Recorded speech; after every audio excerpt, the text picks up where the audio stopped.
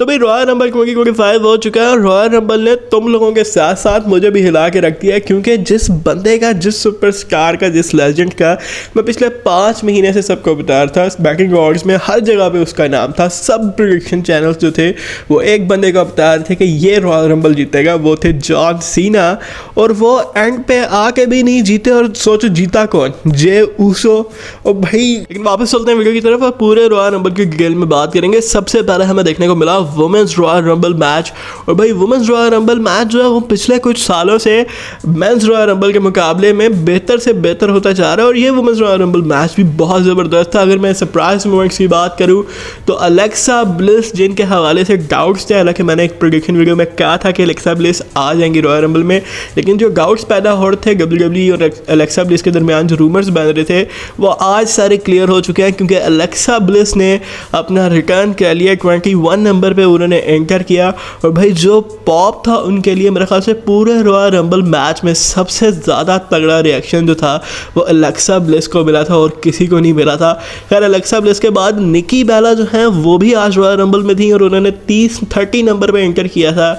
और मैच की अगर मैं बात करूँ तो रिटर्निंग शार्लेट फ्लेयर, जिनके हवाले से रूमर्स थे, और ये रूमर्स जो थे वो नवंबर से आना शुरू हो गए थे, बैटिंग ऑर्ड्स में शार्लेट फ्लेयर का नाम टॉप पर था, और जिस तरह शार्लेट फ्लेयर को प्रेजेंट किया जा रहा था तो हमें अंदाज़ा था कि शार्लेट फ्लेयर जीत जाएंगे, और एग्जैक्टली ऐसा ही हुआ। शार्लेट फ्लेयर ने दूसरी दफ़ा वुमेन्स रॉयल रंबल मैच को जीत लिया है।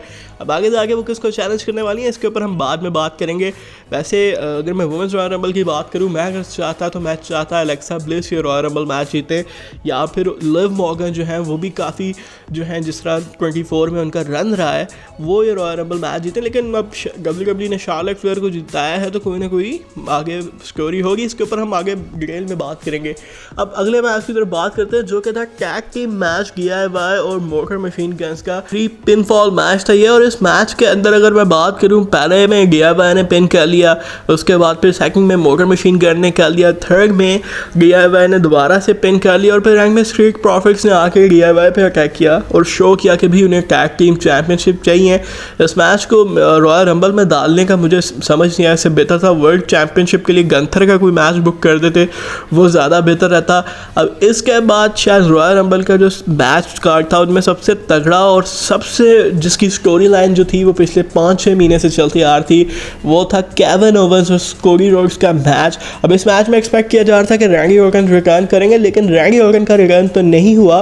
लेकिन एक चीज़ अच्छी होगी, और वो ये थी कि इस मैच में जो परफॉर्मेंस थी, मतलब जो तगड़ा परफॉर्मेंस दिया कोडी रोड्स ने और ख़ास तौर पे केविन ओवेंस ने, और भाई जिस तरह कोडी रोड्स ने और केविन ओवेंस ने एक दूसरे को पटका है लैगर्स के ऊपर, देख के लग रहा था कि रेसलिंग मैच नहीं है, दोनों की कोई जायदाद फंसी हुई है जो लेने के चक्कर में ये लोग लड़ रहे हैं आपस में। यानी कि जिस तरह से कोडी रोड्स ने फेंका था एंडिंग मोमेंट्स में चैंपियनशिप जीतने से पहले, रिटेन करने से पहले केविन ओवेंस को लैगर के ऊपर, भाई वो स्पॉट इतना डेंजरस लग रहा था कि जिस तरह केविन ओवेंस मुड़ गए थे पूरे, कि भाई बंदे की गर्दन ही गई। और सैमी ज़ेन भी वहाँ पे थे, इतना कुछ खास तो उन्होंने किया नहीं, लेकिन फिर केविन ओवेंस जिस तरह गिरे थे तो उनको देख के फ़ौरन सैमी ज़ेन उनके पास आ गए थे, और फिर कोडी रोड्स ने चैंपियनशिप को, अपनी दोनों ईगल बेल्ट और WWE अनडिस्प्यूटेड चैंपियनशिप को रिटेन कर लिया। और भाई कोडी रोड्स का रन जो है वो चल रहा है, और रेसलमेनिया तक वो चैंपियन रहने वाले हैं। और इसके बाद मैं बात करूंगा उस मैच की जिसका हम सबको इंतजार था, यानी कि मेंस रॉयल रंबल का मैच, और स्टार्ट ही इसको रे मिस्टीरियो और पैंका ने किया। इसके बाद पहला सरप्राइज एंट्रेंट जो था वो हमें 15 नंबर पे देखने को मिला, जो हैंगरे, और इसकी भी प्रेडिक्शन मैंने पहले कर दी थी कि जो हैंगरे रॉयल रंबल में आने वाले हैं। मैं जेफ हार्डी को भी एक्सपेक्ट कर रहा था, लेकिन वो नहीं आए। और फिर 21 नंबर पे out of nowhere AJ styles जो थे वो भी क्लियर हो गए, वापस आ चुके हैं WWE के अंदर। AJ स्टाइल्स के बाद जो थे मेन शो जो था वो शुरू हो गया था 22 के बाद, क्योंकि वहाँ पर आए हमारे और आपके 6 king time world champion John Cena, और जॉन सीना के बाद फिर CM पंक और जॉन सीना और रोमन रेंस का जो रिंग में हुआ था। यानी कि जब CM पंक से पहले जॉन सीना रिंग में थे और रोमन रेंस रिंग में थे, और ऐसे लग रहा था कि भाई अब ये दोनों एक दूसरे को तोड़ेंगे। समर स्लैम 2021 की याद आने वाली थी कि तभी CM पंक का म्यूज़िक हिट हुआ, और भाई CM पंक आके खड़े हो गए। और मतलब अगर मैं होता ना, रैंडी ऑर्टन अगर रॉयल रंबल में होते, हालांकि वो नहीं थे आज रॉयल रंबल में, लेकिन अगर सोचो रैंडी ऑर्टन करते तो वो कितना बड़ा मोमेंट बन जाता। यानी एक तरफ John Cena, Randy Orton, CM Punk, Roman Reigns, तो भाई एक तगड़ा ही मोमेंट होता। लेकिन ऐसा हुआ नहीं, सेथ रॉलिंस थे और सेथ रॉलिंस ने आते साथ ही मारना शुरू कर दिया था। और फिर एक मैच जो हमें नज़र आया है रॉयल रंबल से निकलता हुआ, वो ये है कि ट्रिपल थ्रेट मैच शायद हमें आगे देखने को मिल सकता है। इसके ऊपर बाद में डिटेल में बात करेंगे। लेकिन जो मोमेंट हमने देखा सेथ रॉलिंस रोमन रेंस के दरमियान, और फिर सेथ रॉलिंस और रोमन रेंस को सीएम पंक ने एलिमिनेट कर दिया, सीएम पंक को लोगन पॉल ने एलिमिनेट किया।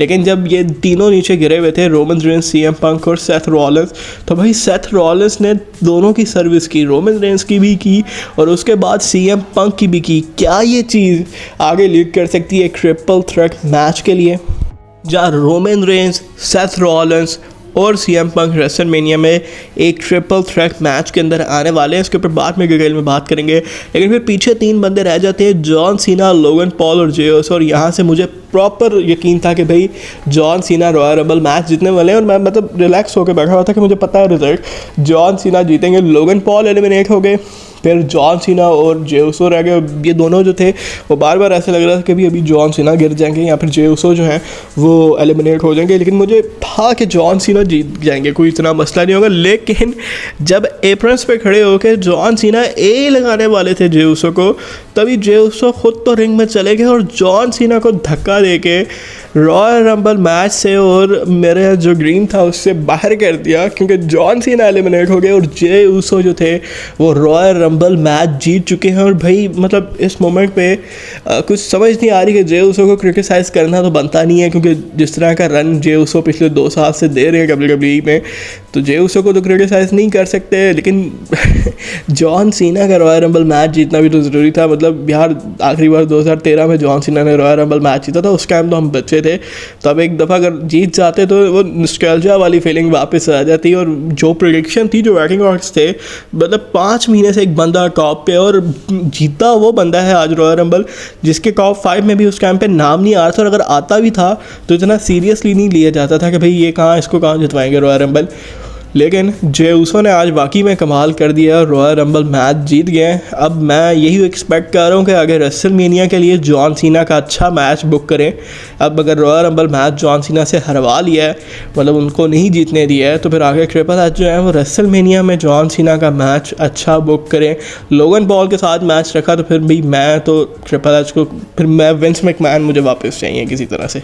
बहरहाल ये आज की वीडियो यहीं तक की थी, मिलता हूँ अगली वीडियो में, तब तक के लिए गुड बाय।